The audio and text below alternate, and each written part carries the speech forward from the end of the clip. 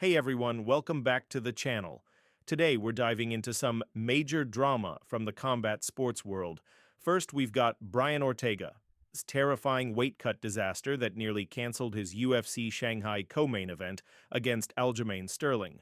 Then we'll shift gears to an incredible moment in the PFL where Fabian Edwards, Leon Edwards' brother, scored a brutal knockout to win the championship in a stunning fashion. Let's break it all down. So what went down with Brian Ortega? Well, ahead of his UFC Shanghai co-main event against Aljamain Sterling, Ortega completely missed weight. And not just by a little. He was supposed to hit 145 pounds for this featherweight clash, but he showed up at 153 pounds, that's a full 8 pounds over the limit.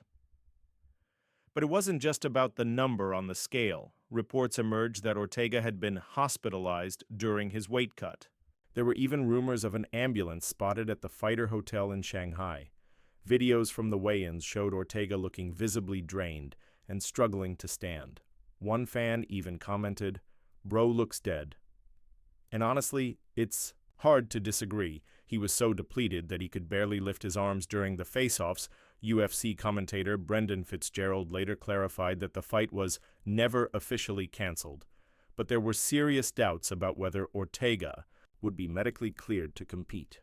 Thankfully, after some last-minute negotiations, the bout was moved to a desk catchweight of 153 pounds, and both fighters agreed to proceed.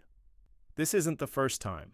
Ortega has had issues with weight cuts. In fact, it's becoming a disturbing pattern. Last year at UFC 303, Ortega was scheduled to face Diego Lopez at featherweight, but the fight was moved up to lightweight the day before due to Ortega's struggles. Even then, he withdrew on fight day due to illness. Ortega has openly talked about how difficult weight cutting is for him.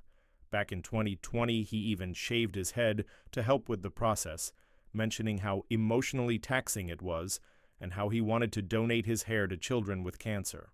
But despite these struggles, he's continued to try and make 145 pounds, even though his body might be telling him it's time to move up to lightweight permanently.